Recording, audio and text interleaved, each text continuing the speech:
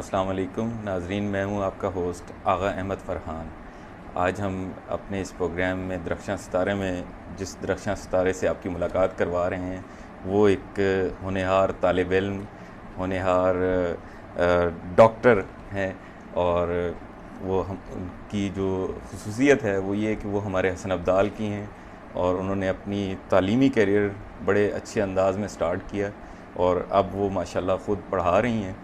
तो मैं आपका तारुफ़ कराता हूँ मोहतरमा डॉक्टर हना खुर्शीद साहिबा से। अस्सलाम वालेकुम डॉक्टर साहिबा, अस्सलाम वालेकुम। क्या हाल चाल है? अल्लाह का शुक्र, खैरियत ठीक से ठाक। हैं? डॉक्टर साहिबा, आप अपना इब्तदाई तालीम के बारे में हमें बताएंगी कि आपने कहाँ से हासिल की और किस तरह आपने अपना स्टार्ट लिया स्कूलिंग का? स्कूलिंग का स्टार्ट बेसिकली मेरा लिबिया से हुआ। जब मैंने स्कूल ज्वाइन किया, बेसिकली मेरे फादर उस वक्त WHO के साथ लिबिया में पोस्टेड थे। तो स्कूल में हम अलवैदा में जहाँ थे वहाँ पे पाकिस्तानी एम्बेसी का एक स्कूल था, वहीं पे मेरी एजुकेशन शुरू हुई और बेसिक एजुकेशन मैंने 5th क्लास तक वहीं पे हासिल की, जिसमें ये था कि मेरे फादर का बहुत बड़ा रोल था मुझे उस बेसिक एजुकेशन पढ़ाना और उन्हीं की गाइडलाइंस के साथ साथ मैं उस एजुकेशन में आगे चलती चली गई। ठीक, ये तो आपने हमें एक इंकशाफ किया कि आप लिबिया में आपने अपना स्कूलिंग स्टार्ट की। तो लिबिया में आपको सबसे पहले आपके फ़ादर आपको लेके गए स्कूल में या मदर आपके साथ नहीं, थी? मेरे फ़ादर, बल्कि मेरे फ़ादर की शायद ये समझने की उन्होंने रिस्पॉन्सिबिलिटी ली हुई थी कि मुझे सुबह छोड़ के आना और दोपहर को ले आना। उन्होंने हमेशा खुद रिस्पॉन्सिबिलिटी ली, क्योंकि उस रिस्पॉन्सिबिलिटी में वो सुबह के टाइम मुझे छोड़ने जब जाते थे तो उसमें मेरे साथ मुझे स्कूल छोड़ते वक्त मुझसे छोटे छोटे कलमे और ऐसी चीज़ें सुनते रहते थे और मेरी वो रिवीजन कराते रहते थे। और जब वापसी होती थी तो मुझसे पोएम्स और स्कूल में मैंने क्या किया क्या नहीं किया, मेरे पूरे दिन की जो है वो स्टोरी मुझसे सुनते थे। तो उस वजह से वो एक मेरे से मेरी पूरी लाइफ शेयर करते थे उस 2 टाइम्स में जब मुझे लाते थे और लेके जाते थे। अच्छा, आपने क्या फ़र्क महसूस किया कि लिबिया में जो प्री स्कूलिंग है वो अच्छी थी यहाँ पाकिस्तान में अच्छी है? हमारी लिबिया में प्री स्कूलिंग बहुत अच्छी थी, बिकॉज वो बेसिकली पाकिस्तानी गाइडलाइंस में थी। कोर्स यहीं पाकिस्तान का फेडरल बोर्ड का कोर्स वहाँ पे यूज़ होता था, क्योंकि बच्चे जब मैट्रिक में या हायर स्कूल में होते तो वहीं आके पाकिस्तान एग्ज़ाम देते थे, इसलिए कोर्स एग्जैक्टली वही फॉलो किया जाता था जो पाकिस्तान में था। अच्छा। तो आप ये बताना पसंद करेंगी कि आप बचपन में कैसी थीं? शरारती थीं या संजीदा थीं या वालिद साहब से आप डरती थीं? नहीं, वालिद साहब से इसमें कोई शक नहीं कि बहुत ज़्यादा डर लगता था, लेकिन दोस्ती भी सबसे ज़्यादा उन्हीं के साथ थी। अच्छा। शरारती तो ऐसा सच नहीं थी, ना ही संजीदा थी, बस एक ना, क्योंकि मैं बेसिकली इकलौती हूँ तो इस वजह से बहन भाई ना होने की वजह से वो शरारत वाला पहलू तो नहीं था, लेकिन अपने खेल में मगन रहती थी। ठीक ठीक। तो आप ये बताएं कि आप, क्योंकि आपने बताया कि आप अकलौती थीं, तो फिर तो आप वालदा की बड़ी लाडली भी होंगी। बिल्कुल। तो ये पढ़ाई में आप किस तरह थीं स्टार्टिंग में? कुछ बच्चे होते हैं जो बड़े शार्प होते हैं और कुछ होते हैं जो ज़रा डल होते हैं, उनको धक्का दे के स्टार्ट करना पड़ता है। नहीं, तो किस अल्लाह का किस्म की थी शुक्र है कि जी? मुझे पढ़ाई में कभी भी मसला नहीं हुआ। अच्छा। और फिर इस पे ख़ास तौर पे मेरे वालिद की मेरे ऊपर बहुत ज़्यादा थी टेंशन। मतलब वो जिस वक्त 2 o'clock मैं स्कूल से वापस आती थी और वो ऑफिस से वापस आते थे, उसके बाद मेरे पेरेंट्स दोनों मुझे पूरा अपना टाइम देते थे। मतलब इन्होंने अपनी रिस्पॉन्सिबिलिटी बांटी हुई थी। मेरी वालदा उर्दू और उससे रिलेटेड सब्जेक्ट्स मुझे पढ़ाती थी और इंग्लिश उससे रिलेटेड जितने सब्जेक्ट्स हैं वो मेरे वालिद खुद बिठा के मुझे पढ़ाते थे। ठीक ठीक।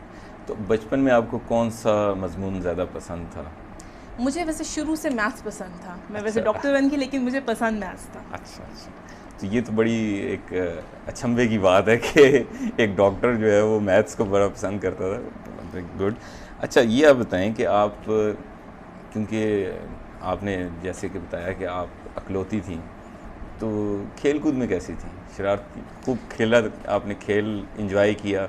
क्योंकि खेल अकेले में खेलना भी ज़रा असल में जी फिर मेरी गेम्स भी उसी हिसाब से थी जो एक बच्चा अकेले में खेल लेता है। कंस्ट्रक्टिव वर्क से, लेकिन बहुत ज़्यादा बाहर जाके खुलने पे सोशल भी हूँ मैं, अकेला रहना भी पसंद करती हूँ। लेकिन ये कि खेल कूद में बहुत ज़्यादा फिज़िकल गेम्स में मैं कभी भी नहीं रही। खेली तो बहुत कम खेली, ज़्यादातर यही होता था कि घर में इंडोर गेम्स ही खेलती थी। अच्छा, तो कोई ख़ास खेल आपको पसंद था?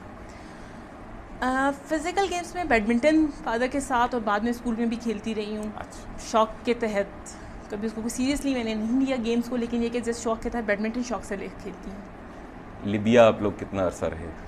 हम लोग लिबिया 10 ईयर्स। मेरे फादर तो बेसिकली 15 to 16 ईयर्स वहाँ रहे हैं, लेकिन मैं 10 साल की थी जब मैं पाकिस्तान वापस आई हूँ। अच्छा अच्छा। तो पाकिस्तान वापस आके आपने अपनी स्कूलिंग कहाँ से स्टार्ट की? पाकिस्तान में आके मैंने कॉन्वेंट में एडमिशन लिया था। कॉन्वेंट से ही मैंने जी। प्रेजेंटेशन कॉन्वेंट वाकंड से अच्छा, हसन अब्दाल है, जी, वहीं जी। से किया था और वहीं से मैंने अपना मैट्रिक किया है। तो वो डिफरेंस लिबिया का और यहाँ का कुछ आपको महसूस हुआ पढ़ाई में या स्कूलिंग में, क्योंकि कॉन्वेंट स्कूल का पैटर्न थोड़ा सा अलग है?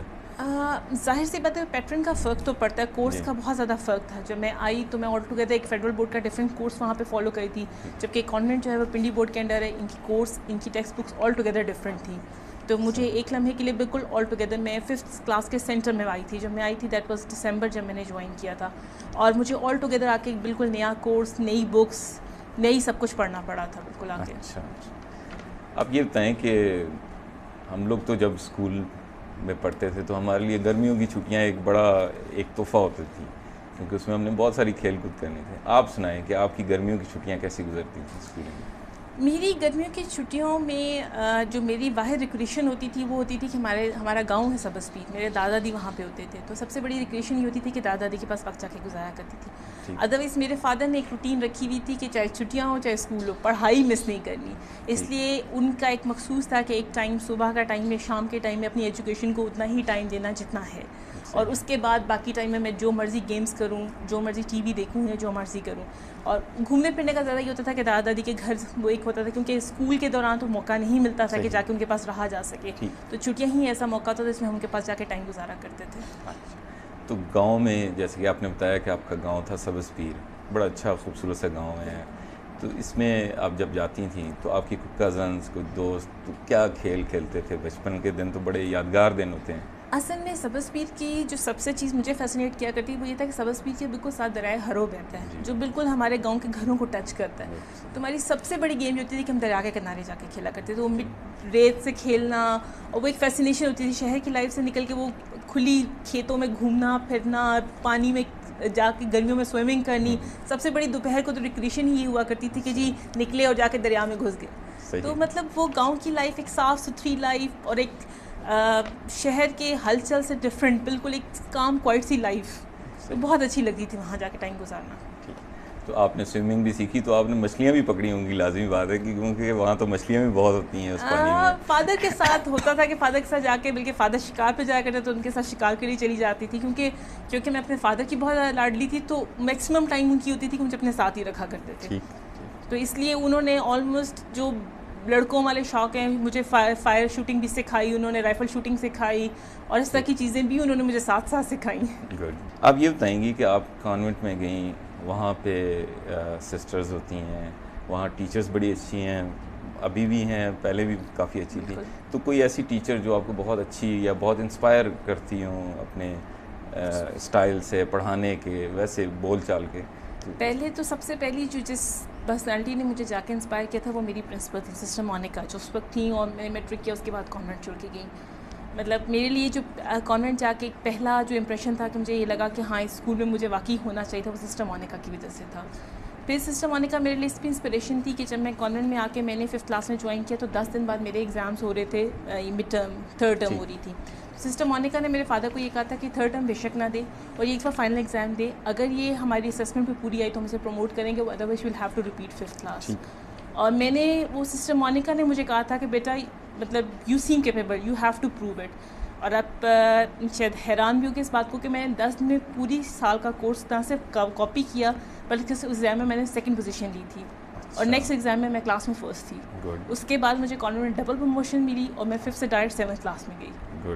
बहुत। तो ये सिस्टर मोनिका की वो थी। और उसके बाद जो टीचर थी वो मिस जेनिफर थी, मेरी इंग्लिश की टीचर थी, इंग्लिश और सोशल स्टडीज़ पढ़ाया उन्होंने मुझे।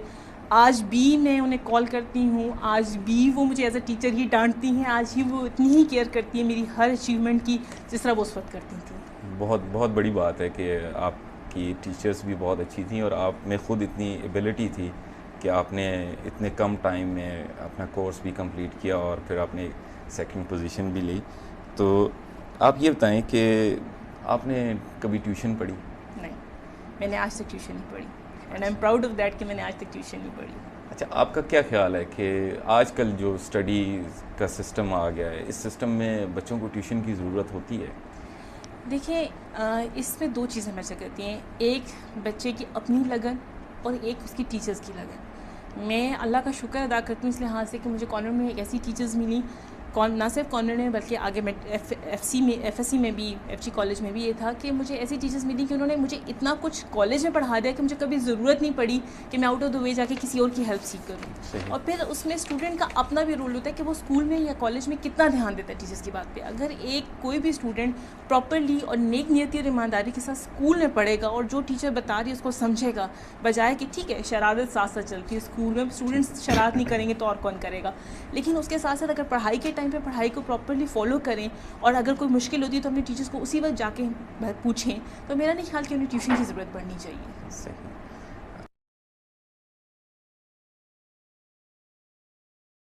तो